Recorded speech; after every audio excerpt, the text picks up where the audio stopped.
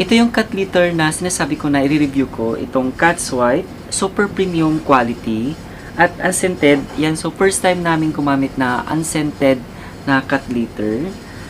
Tapos, natural 100% bentonite siya. Clumping cat litter din siya at 20 kilograms na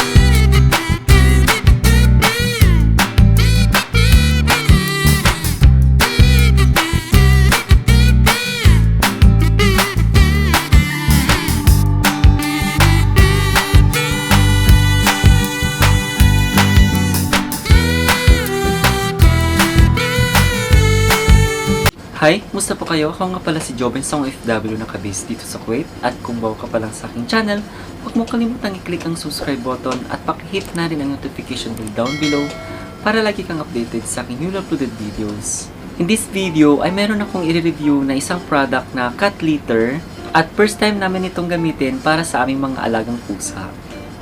Ito yung cat litter na sinasabi ko na i-review ko, itong Cat's White, super premium quality at unscented. Yan, so first time namin gumamit na unscented na cat litter. Tapos, natural 100% bentonite siya. Clumping cat litter din siya at 20 kilograms. Nabili pala namin ito sa Souk Irani. Kung napanood nyo yung previous na vlog ko, doon namin ito binili na worth of 3 Kuwaiti dinar. Sakto ngayon, marireview ko itong product na to dahil magpapalit ako ngayon ng cat litter ng aming mga alagang pusa. Sa mga bago pa lang nag-aalaga ng pusa na nagtatanong kung kailan palitan yung cat litter, ay depende sa ginagamit nyong cat litter.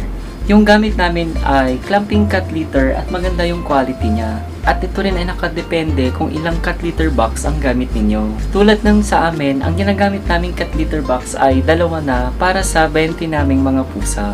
Sa experience namin, ito yung sign na magpapalit na kami ng cat litter sand. Yung unang sign na kailangan nyo nang magpalit ng cat litter ay itong konti na lang yung amount na nasa cat litter box. Ayan. Konti na lang yung natira. Ayan. Yung second sign naman ay meron kayong maamoy na amoy mapanghik. Kaya yun na yung sign na kailangan nyo nang palitan. Nabanggit ko kanina na depende sa gamit nyong cat litter sand dahil sa experience namin, marami pa yung amount na cat litter sand na nasa cat litter box at ilang araw pa lang nilang ginagamit ay amoy mapanghina. Linisan ko muna itong kanilang cat litter box at para mai-transfer ko na yung bagong cat litter sand nila. Dito ko lang nilalagay yung cat litter sand.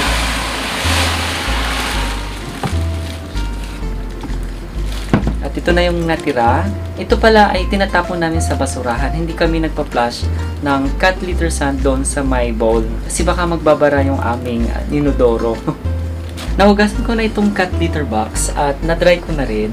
Ngayon ay sasalin ko na itong bago nilang cat litter sand.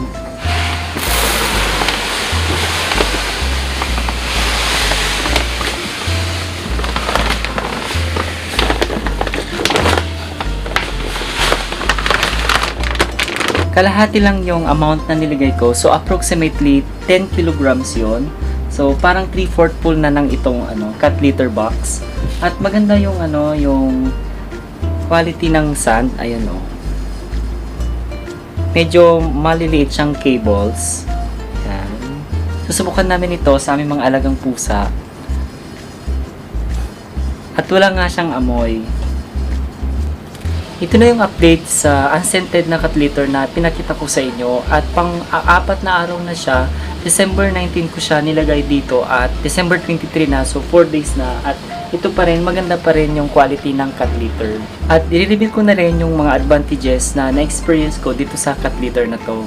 Isa sa napakagandang advantage na na-observe ko sa cat litter na to ay halimbawa sa tuwing umiihi yung aming alagang pusa ay tumitigas talaga yung ihi. Ayan, so ipapakita ko sa inyo.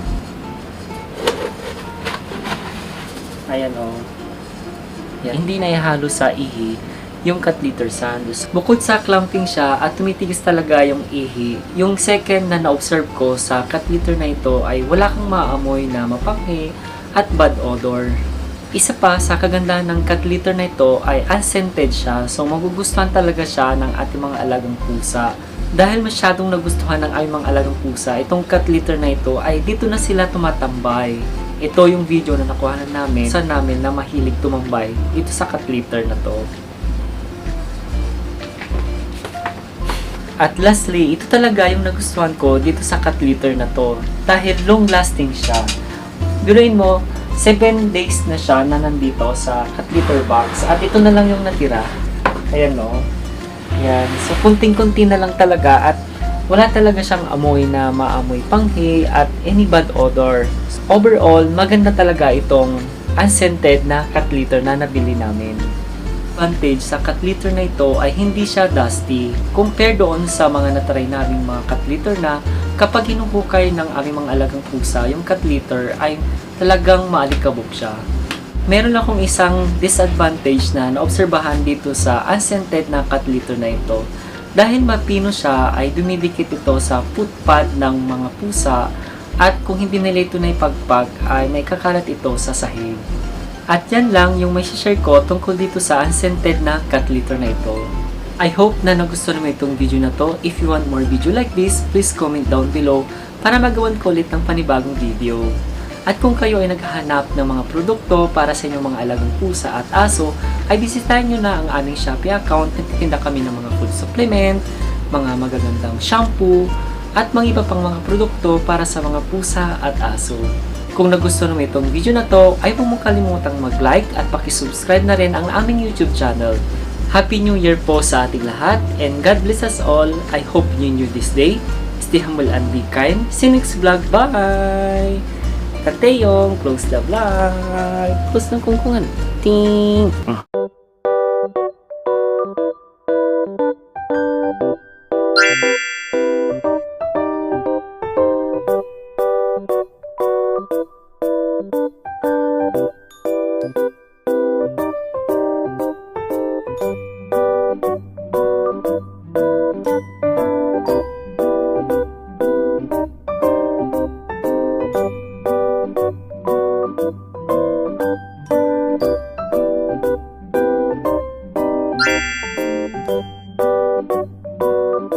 Thank you for watching my vlog mga katropa.